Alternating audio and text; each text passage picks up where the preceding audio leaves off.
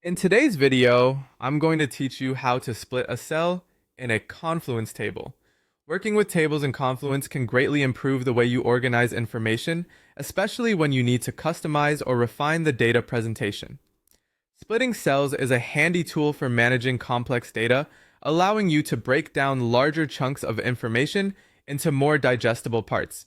Let's walk through the process step by step. First, you want to navigate to the specific Confluence page where the table you'd like to edit is located.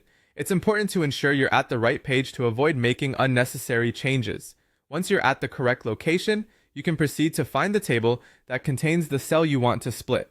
Have the table visible and easily accessible before moving on to the next steps. Now locate the cell within your table that you wish to split. Confluence tables allow for rich customization, including merging and splitting cells to better arrange your content. Click directly on the cell in question to make it active. This action is crucial as it signals to Confluence which cell you're working with and prepares it for the subsequent steps.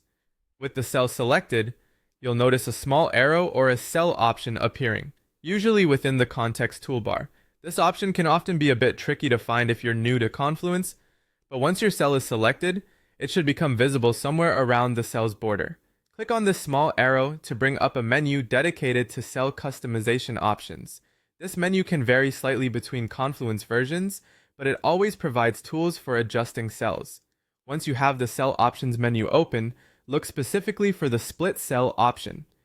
This option allows you to divide your current cell into two or more separate cells. Click on split cell to initiate the process. At this stage, Confluence may prompt you for specifics, such as how many parts you want the cell to be divided into. If any prompts appear, adjust the settings to fit your requirements, whether it's splitting it vertically or horizontally.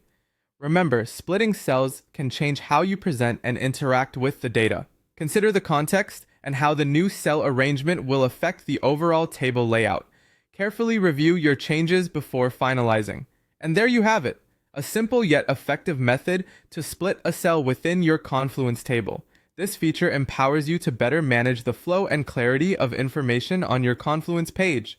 As always, feel free to re-watch this video if you need a quick refresher on the process, and don't hesitate to explore other table editing features offered by Confluence for even more robust data handling.